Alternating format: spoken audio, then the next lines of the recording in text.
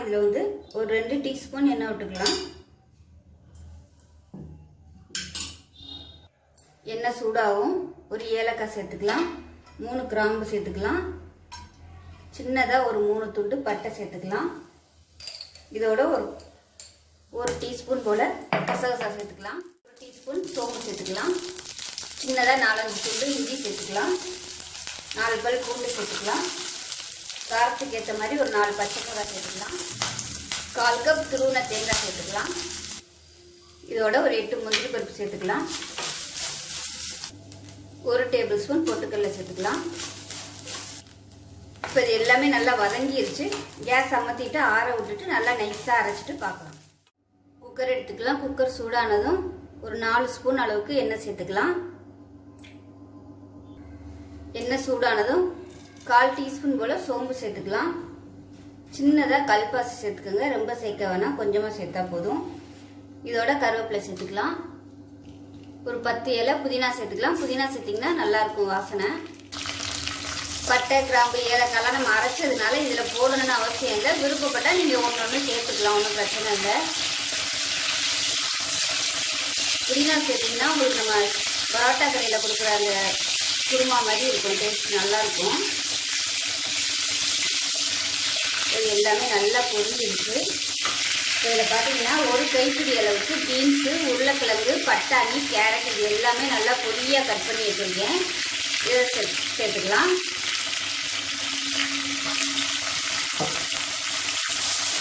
காய்கறியை ஒரு 2 நிமிஷம் வதக்கி விட்டுக்கலாம். காய்கறிக்கு தேவையான உப்பு இதிலே சேர்த்துடலாம். அப்போ தான் உப்பு வந்து நல்லா காய்கறி எல்லாம் பிடிக்கும். காய்கறி 2 நிமிஷம் வதக்கியாச்சு. இதில் பார்த்தீங்கன்னா தனியாத்தூள் 1 டீஸ்பூன் சேர்த்துக்கலாம். மிளகாத்தூள் 1 டீஸ்பூன் சேர்த்துக்கலாம். பச்சை மிளகாய் சேர்த்து அரைச்சிருக்கோம், அதனால் காரத்தை பார்த்துட்டு சேர்த்துக்கோங்க. 1/4 டீஸ்பூன் மஞ்சள் தூள் சேர்த்துக்கலாம். பொடியை சேர்த்துட்டு மீடியமாக வச்சுக்கோங்க அடுப்பு. இப்போ இதில் ஒரு 2 டேபிள் ஸ்பூன் தயிர் சேர்த்துக்கலாம். நல்ல கெட்டியான தயிராக சேர்த்துக்கோங்க. தக்காளி சேர்க்காதனால அந்த தக்காளியோட புளிப்பு சுவைக்கு பதிலாக நம்ம வந்து தயிர் சேர்த்துக்கிறோம். இது வந்து ஆப்ஷனல் தான், இஷ்டம்னா நீங்கள் வந்து சேர்த்துக்கலாம், இல்லைன்னா விட்டுறலாம், ஒன்றும் பிரச்சனை இல்லை. அதுவும் நல்லா தான் இருக்கும். தயிர் சேர்த்திங்கன்னா டேஸ்ட் வந்து இன்னும் நல்லா எக்ஸலண்ட்டாக இருக்கும். அந்த தயிரில் உள்ள எண்ணெய் பசை பிரிஞ்சு வரட்டும். இப்போ அரைச்சி வச்சா மசாலா பேஸ்ட்டை சேர்த்துக்கலாம். தேங்காய் பேஸ்ட்டு சேர்த்துட்டு ஒரு 2 நிமிஷம் வதக்கிக்கோங்க. அடுப்பு வந்து மீடியமாக தான் இருக்குது, ரொம்ப ஹையில் இல்லை. தேங்காய் சேர்த்துட்டு 1 நிமிஷம் மீடியமான ஃப்ளேமில் வதக்கியாச்சு. இப்போ வந்து தண்ணி சேர்த்துக்கலாம். நான் வந்து சுடு தண்ணி சேர்க்குறேன். இந்த மாதிரி எப்பயுமே நல்லா வதக்கிட்டு பச்சை தண்ணியை ஊற்ற வேணாம், சுடு தண்ணியே சேர்த்துக்கோங்க. நீங்கள் வந்து சப்பாத்திக்கு வைக்கிறதா இருந்தால் நல்லா கொஞ்சம் கெட்டியாக வச்சுக்கோங்க. இட்லி தோசைக்குன்னா கொஞ்சம் தண்ணியாகவே வச்சுக்கலாம்.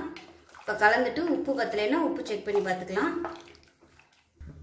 அவ்வளோதான், எல்லாமே நல்லா கலந்தாச்சு. கொத்தமல்லி இலை லாஸ்ட்டாக சேர்த்துக்கலாம். சேர்த்துட்டு மூடி வச்சிடலாம். விசில் போட்டுட்டு ஒரு 3 விசில் விட்டுட்டு பார்க்கலாம். இப்போ பாருங்க 3 விசில் விட்டு ஸ்டீம்லாம் போயிடுச்சு. எப்படி இருக்குன்னு பார்க்கலாம். இப்போ பாருங்கள் எவ்வளோ அருமையாக வந்திருக்குன்னு. இது வந்து நல்லா மிக்ஸ் பண்ணி விட்டுடலாம். வாசனை பார்த்தீங்கன்னா நல்ல கமகமன்னு இருக்குது.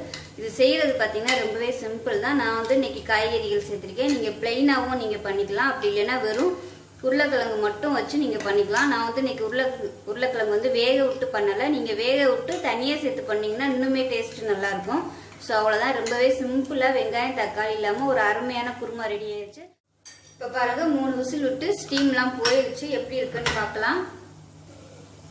இப்போ பாருங்கள் எவ்வளோ அருமையாக வந்திருக்குன்னு. இது வந்து நல்லா மிக்ஸ் பண்ணி விட்டுடலாம். வாசனை பார்த்தீங்கன்னா நல்ல கமகமன்னு இருக்குது. இது செய்கிறது பார்த்தீங்கன்னா ரொம்பவே சிம்பிள் தான். நான் வந்து இன்றைக்கி காய்கறிகள் சேர்த்துருக்கேன். நீங்கள் ப்ளைனாகவும் நீங்கள் பண்ணிக்கலாம், அப்படி இல்லைன்னா வெறும் உருளைக்கிழங்கு மட்டும் வச்சு நீங்கள் பண்ணிக்கலாம். நான் வந்து இன்றைக்கி உருளைக்கிழங்கு வந்து வேக விட்டு பண்ணலை. நீங்கள் வேக விட்டு தனியாக சேர்த்து பண்ணிங்கன்னா இன்னுமே டேஸ்ட்டு நல்லாயிருக்கும். ஸோ அவ்வளோதான், ரொம்பவே சிம்பிளாக வெங்காயம் தக்காளி இல்லாமல் ஒரு அருமையான குருமா ரெடி எடுத்துக்கலாம். இதில் பார்த்தீங்கன்னா சின்னதாக ஒரு 3 வரமிளகாய் சேர்த்துக்கலாம். 1 டேபிள் ஸ்பூன் சோம்பு சேர்த்துக்கலாம். ஒரு 5 முந்திரி பருப்பு சேர்த்துக்கலாம். 2 துண்டு இஞ்சி சேர்த்துக்கலாம். 3 பல் பூண்டு, ஒரு 2 டேபிள் ஸ்பூன் பொட்டுக்கடலை சேர்த்துக்கலாம். இதோட ஒரு 1/4 மூடி அளவுக்கு துருவின தேங்காய் சேர்த்துக்கலாம். இது எல்லாத்தையும் நல்லா நைஸாக அரைச்சிட்டு வந்துட்டு பார்க்கலாம். இப்போ ஒரு குக்கர் எடுத்துக்கலாம். இதில் தேவையான அளவுக்கு எண்ணெய் சேர்த்துக்கலாம். இப்போ எண்ணெய் நல்லா சூடாயிருச்சு. ஒரு பிரியாணி இலை, ஒரு டீஸ்பூன் சோம்பு, ஒரு துண்டு பட்டை, கொஞ்சமாக கல்பாசி, 2 கிராம்பு, ஒரு அன்னாச்சி பூ சேர்த்துக்கலாம், ஒரு ஏலக்காய், இது எல்லாத்தையும் சேர்த்துடலாம். கொஞ்சமாக கருவேப்பிலை சேர்த்துக்கலாம். மீடியம் சைஸாக ஒரு வெங்காயம் நீளமான சேர்த்துக்கலாம். இப்போ வெங்காயம் இந்த அளவுக்கு நல்லா வதங்கிடுச்சு. இப்போ நம்ம பொடியெல்லாம் சேர்த்துக்கலாம். 1 டேபிள் ஸ்பூன் தனியாத்தூள் சேர்த்துக்கலாம். 1/4 டேபிள் ஸ்பூன் காஷ்மீரி மிளகாத்தூள் சேர்த்துக்கலாம். இது வந்து கலருக்காக மட்டும்தான். அதே மாதிரி ஒரு 3/4 டேபிள் ஸ்பூன் மிளகாத்தூள் சேர்த்துக்கலாம். நம்ம தேங்காய் அரைக்கும் போது மிளகா சேர்த்துருக்கோம், அதனால் கொஞ்சமாக சேர்த்தா போதும். 1/4 டேபிள் ஸ்பூன் மஞ்சள் தூள் சேர்த்துக்கலாம். இங்கே தேங்காய் அரைக்கும் போது அதுக்கு பதிலாக பச்சை மிளகா கூட சேர்த்துக்கலாம். இப்போ எண்ணெயில் லேசாக ஒரு பரட்டி விட்டுக்கோங்க.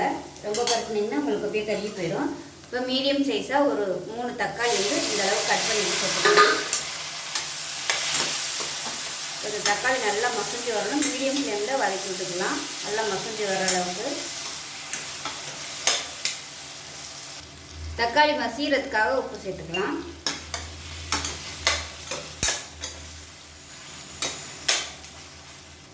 இப்போ இதை மூடி வச்சிடலாம். மூடி வச்சோம்னா தக்காளி நல்லா மசிஞ்சு வரும். இப்போ எப்படி இருக்குன்னு பார்க்கலாம். இப்போ பாருங்கள், தக்காளி நல்லா மசிஞ்சு வந்துருச்சு. இந்த அளவுக்கு தக்காளி மசிய விட்டிங்கன்னா தான் உங்களுக்கு அந்த டேஸ்ட் வந்து நல்லா கிடைக்கும். அந்த குருமாவில் சரியாக வதக்காமல் விட்டிங்கன்னா குருமா வந்து டேஸ்ட் வராது. இப்போ நம்ம தேங்காய் பேஸ்ட்டை சேர்த்துக்கலாம். இதோட கொஞ்சமாக தண்ணி சேர்த்துக்கலாம். நான் வந்து பக்கத்தில் சுடு தண்ணி காய வச்சுருக்கேன், அந்த தண்ணி வந்து அப்படியே சேர்த்துக்கிறேன். இப்போ தேவையான அளவுக்கு சுடு தண்ணி சேர்த்துக்கலாம். இப்போ மூடி வச்சுட்டு 2 விசில் விட்டுட்டு ஸ்டீம் போனதுக்கப்புறம் பார்க்கலாம்.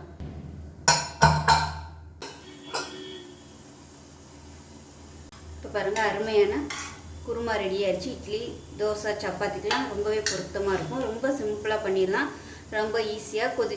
நார்மலாக வந்து நம்ம குருமாலாம் கொதிக்க விட்டோம்னா டைமிங் வேஸ்ட் ஆகும். எவ்வளோ நேரம் கொதிக்க விட்றதுன்னு தெரியாது. புதுசாக சமைக்கிறவங்களுக்குலாம் இந்த மாதிரி 2 விசில் வச்சிங்கன்னா உங்களுக்கு கரெக்டாக இருக்கும். எந்த குருமாவாக இருந்தாலும் டேஸ்ட்டும் நல்ல வித்தியாசப்படும். இந்த மாதிரி குக்கரில் வைக்கிறதுக்கும் நார்மலாக கொதிக்க விட்டு பண்ணுறதுக்கும் டேஸ்ட் வந்து வித்தியாசமாக இருக்கும். அதனால் நான் எப்போயுமே இந்த மாதிரி குருமா வந்து குக்கரில் வைப்பேன். ஸோ இதே மாதிரி செஞ்சு பாருங்கள். இப்போ லாஸ்ட்டாக வந்து உங்களுக்கு விருப்பம் இருந்தால் புதினா கொத்தமல்லி வந்து நல்லா பொடியாக கட் பண்ணிட்டு சேர்த்துக்கோங்க. என்கிட்ட இப்போதைக்கு இல்லை, அதனால் நான் சேர்க்கல. அவ்வளோதான், அருமையாக ரெடி ஆகிடுச்சு குருமா. இப்போ பாருங்கள், ஆவி பறக்க இட்லி வந்து சூப்பராக ரெடி ஆயிடுச்சு. இந்த மாதிரி சுட சுட இட்லிக்கு இந்த குருமா ஊற்றி சாப்பிட்டு பாருங்கள், அவ்வளோ அட்டகாசமாக இருக்கும்.